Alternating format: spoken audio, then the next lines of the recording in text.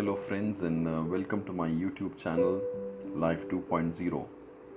As you know, Life 2.0 is a collection of life lessons that I have learned over the years.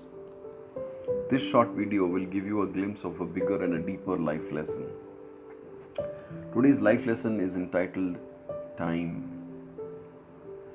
You know, time is the most important resource we have with us, but unfortunately it is a finite resource.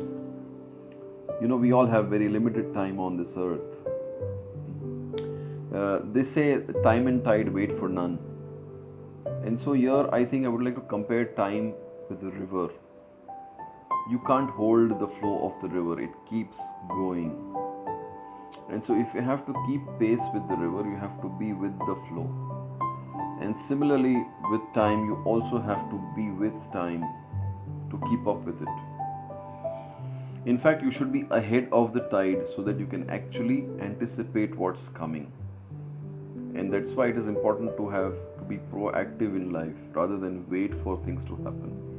And that's why we talk about planning life. We talk about being proactive in life so that we're able to arrest time in its dimension. Having said that, I'm reminded of a short life lesson that was shared by King Alexander. If you all know, King Alexander had an ambition of conquering the whole world, and he did quite a bit of it already. And when he went about conquering the whole world, he went across the various nations that were there. And of course, that time, let me tell you, travel was only by foot, okay, or maybe by ship, but there was no other way of faster travel than that. So here we are, King Alexander moved from nation to nation, conquering each nation. And finally he sort of came to a place where he wanted to rest. He started noticing that he's getting old and that he's not in his element. So he asked for a doctor. And the doctor saw him and said that his time has come. And that he's having a lot of ailments because of the constant wars and fights, constant wounds and everything. So doctor did say that he's going through a phase where he's about to leave his body.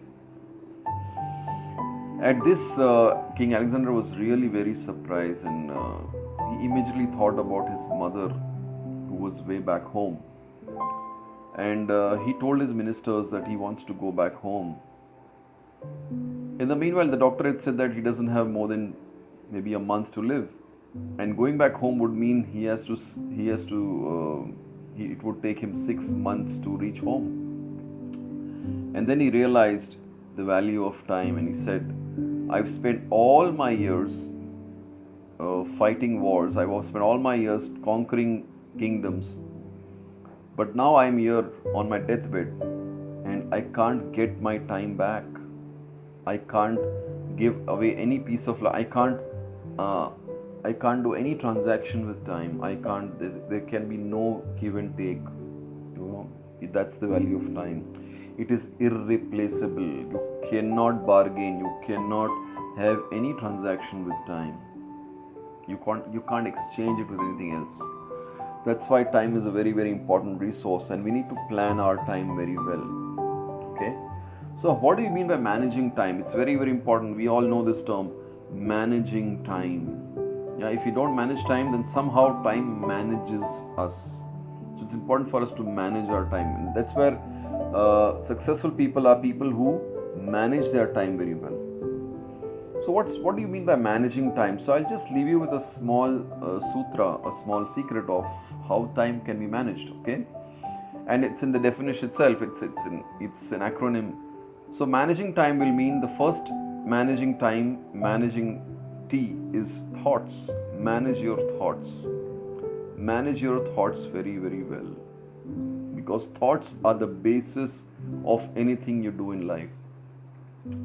They say your thoughts create your life.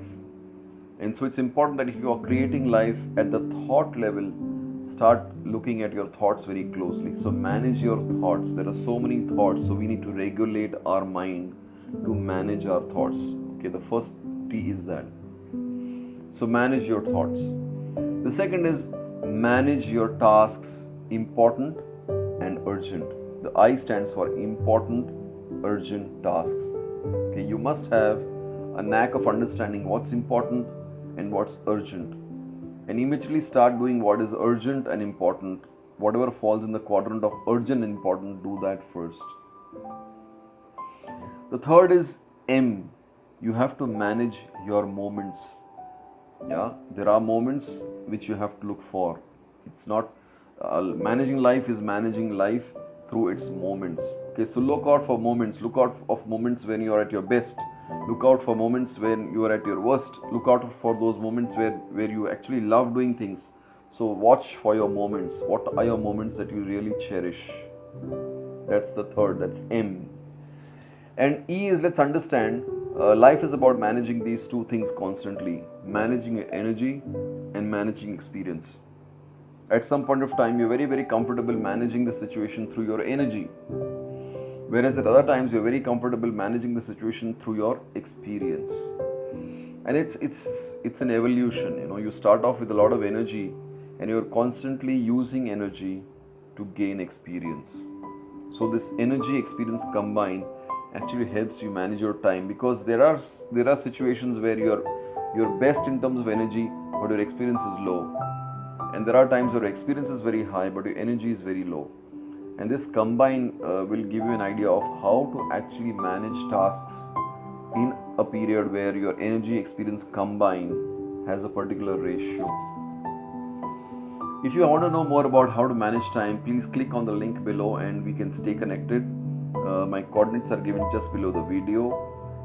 If you wish to be a part of this Life 2.0 community, please subscribe to my channel. And yes, let's hope for more, for better connectivity, and let's connect with each other, and watch out for more videos on this channel. Thank you. Have a great day.